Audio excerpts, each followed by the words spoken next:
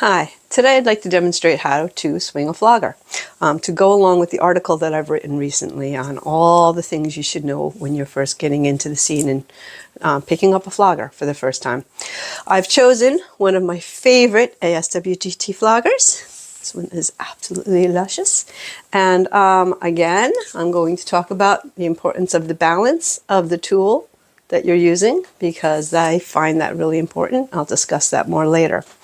I'm going to be practicing against my padded cross, slightly padded, and I squared off, marked out the, be aware of kidney areas. That is important if you're swinging hard. And I'd also like to say that I really think it is important that when you're first learning something like this, to practice, get some skills down on an inanimate object, or get your basic strokes down before moving on to a person. This way you're not like swinging wildly or potentially causing injury. And when you do play with a person for the first time, I really suggest that you play with an experienced bottom. You could meet people at clubs and different, kink events, and, just tell somebody, hey, look, I'm new to this. Could you, help me evaluate my technique? Check your ego at the door. This is a place for learning. Nobody comes fully formed knowing how to do everything.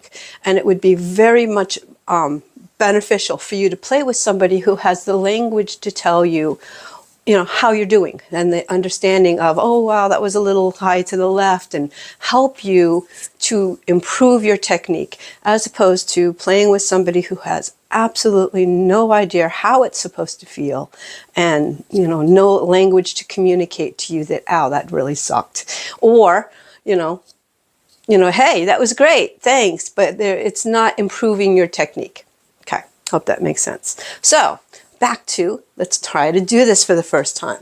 I think it's really important, first off, to be in flat feet. I know heels are sexy, but when you're up on your toes in this thing, it messes with your balance, okay? I like to be, if you're going to do it for the first time, I think it's important to be squared off to your target. That means hips parallel to your target. If you are leaning, if you have one foot forward, you have a tendency to lean into that foot, which is going to change the distance between you and your target, okay? When you have a whip, a particular flogger, whatever you're playing with, you are going to want to understand how far this extends beyond your hand, seems obvious, to hit the target. Okay, so here I'm not really touching. Here I'm just starting to touch, and you can actually feel that.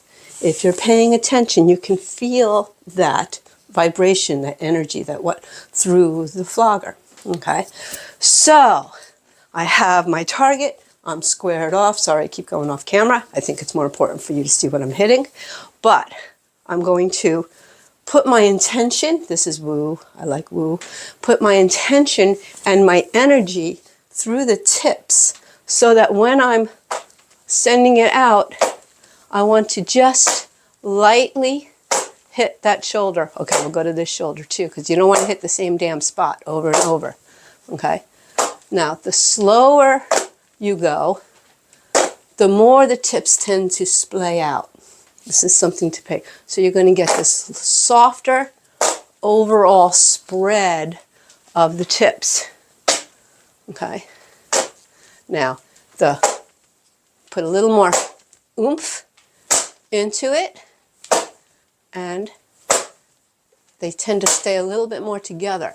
They will have more impact. Okay. Be aware of that. So, well, the cross isn't complaining yet. So when I am just starting, I'm doing an out and back, out and back. I'm imagining I can just go from this shoulder to that shoulder, to this shoulder, to that shoulder. Ooh, let's do a butt cheek. Butt cheek, butt cheek. And now that's kind of a good mid-range strike, okay? I can go lighter. I can go a little heavier. Okay? As you're playing with that, I'd like you to think in terms of, can you develop enough range to go from 1 to 10? Like, if this was a whisper soft, whisper, whisper soft, barely touching the body, and then bam! We're not going to 10 on people's yet. Okay, so, and what would it be like to go halfway between that? Okay, about mid-range. Good impact. The other thing to think about as you're hitting your target is how much are you giving them? Okay, so here I'm going barely little bits of the tips. Okay, here I'm giving more, like 3 to 4 inches of it. Okay, so that is also going to affect, and that is just a matter of just the littlest bit of an adjustment between going whoosh, whoosh. So you can extend your arm, your shoulder just a little bit further to hit that much deeper, okay? Without changing your front back stance or going forward or back on a foot, okay? So I also think that it's a very good idea to use both hands.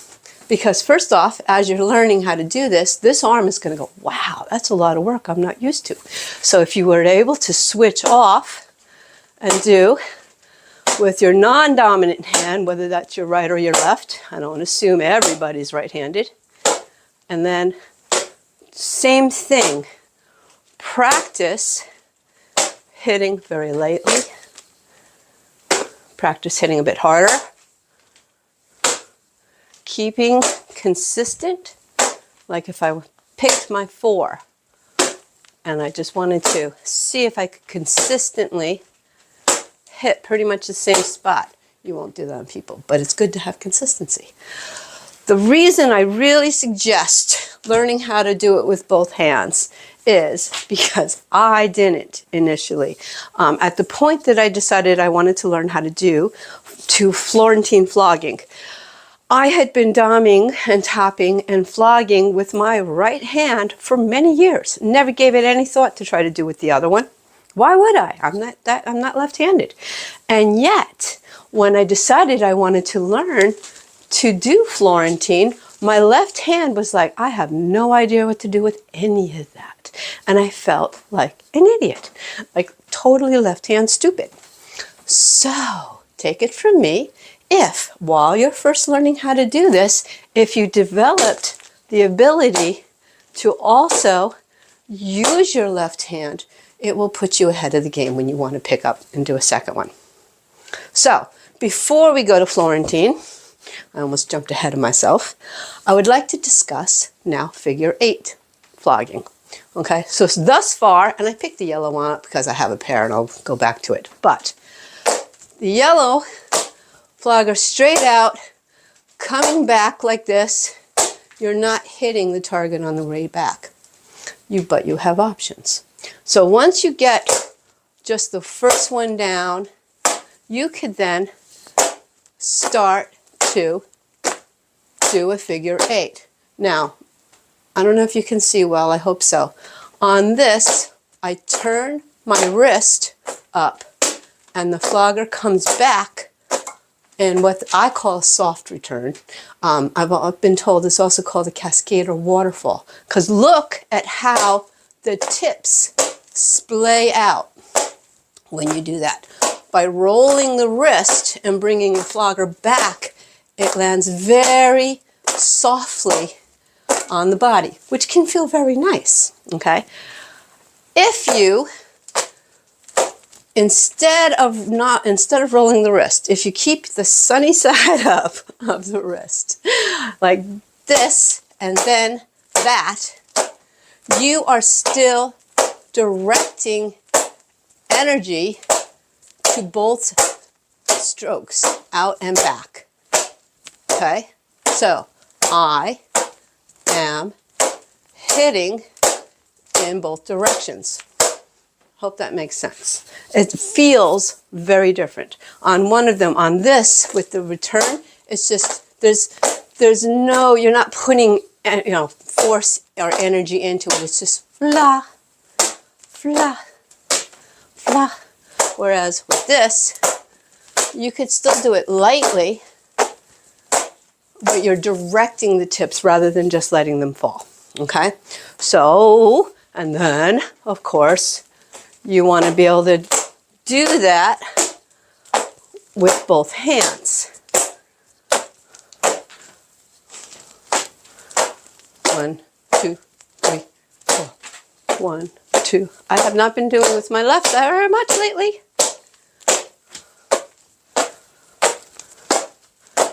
2, 3, 4. 1, 2, 3, 4. Right, once you've got it down and you can switch back and forth between the two of them, at the point that you decide you'd like to Florentine, this gets tricky. It's this interesting little hand over hand thing. And it's one of those things that like, oh, I don't got it, and suddenly something will click, okay, if you keep at it. So, oh, and please keep breathing through all of it. I know that sounds obvious, but if you breathe and stay grounded in your energy, in your breath, in your stance, it will do you a world of good rather than getting caught up in the doing of it. Just, this is a thing that we're going to learn and we're going to make people happy. Life is good. Okay, so one over the other. So it is going very lightly, which feels nice. Now there's also like this one where you're just kind of swishing, swishing. There goes the tape. Okay, so those are just crossing over each other. And then you can do this very, very slight delay where one comes a little after. Now, a lot of people do these fabulous 6-part bus. To be honest, I've not found a lot of necessity for me to get that fancy with the flogging. Most of the people who I play with find this to feel pretty good just on its own. Another thing I'd like to discuss is, of course, when I was doing this, both floggers were exactly the same size. Something that I like to experiment with on occasion is using 2 different floggers. Okay, because, oh my goodness, the sensations can be fabulous. So for example, here, these are relatively similar size, but not exactly. And one is the horsehair, one is the bunny.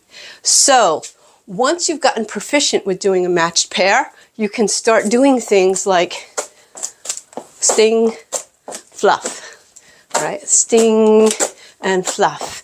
And by mixing the sensations, it's just really cool. If you are doing something where you're using floggers that are decidedly different lengths, pay attention to that, because the longer one, at that point you might need to shift your stance back with one foot back slightly, okay? Whereas, so that the further one, the longer one, is on the back foot, if that makes sense, because now you're compensating for the distance. That's getting complicated. That's further down the line. Not real complicated, but it's probably more than you need in a first timer video. But then you can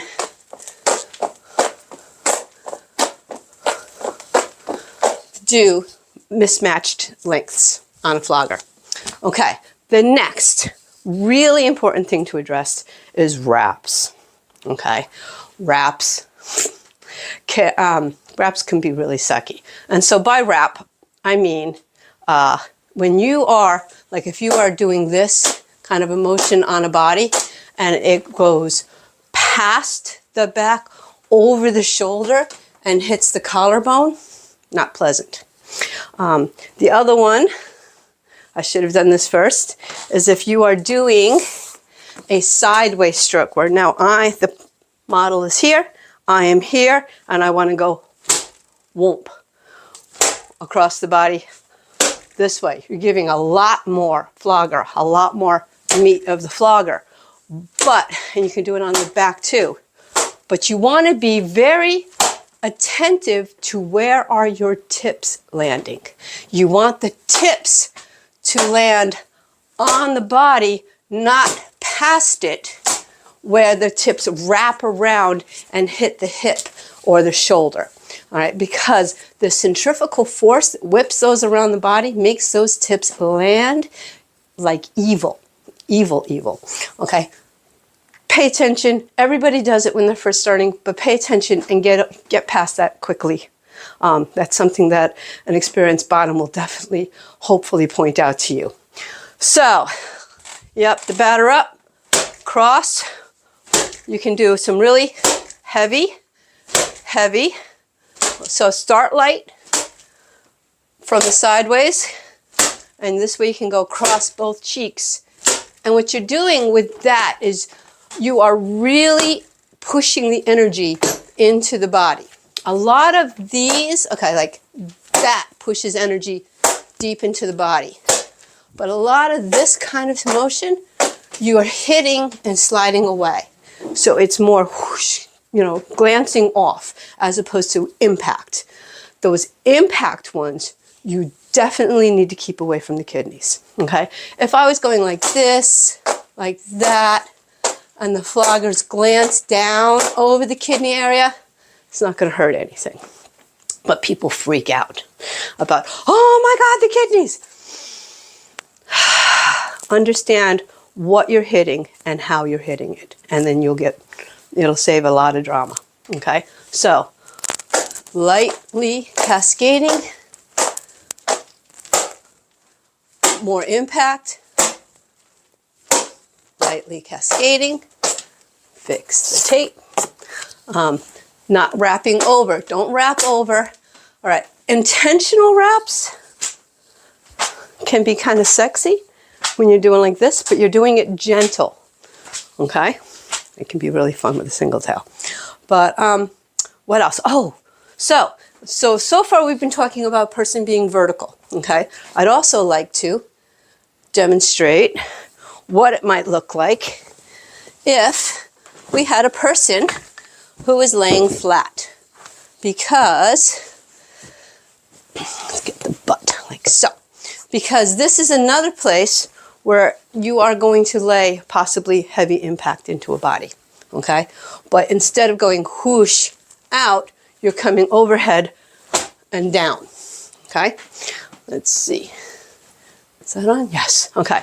So this is, again, you want to make sure that your flogger is landing on the body, not past and hitting the hips. That part sucks, okay? On the body, you can do the shoulders, and here and there. Sometimes I'll even come down the other direction and I can do some crossy strokes like this across the butt cheeks, But being aware of what you're hitting is really key. Watch the back of the neck. So, a really good tip if you're brand new, even with somebody standing, take a rolled up towel,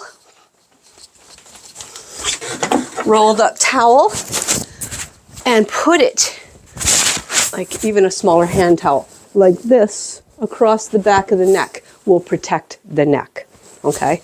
If you have somebody lying down flat, you could put this across the kidneys like that too to help cushion and protect the kidneys while you're learning. Still, practice on inanimate objects that can't sue you. I think that's about all I have for today. I hope that this is helpful and educational. Please feel free to send me an email, any kind of feedback. I'm still new to videos, but I love what I do and I want to share it with you so that you will have fun and the people that you play with will have fun. And be well.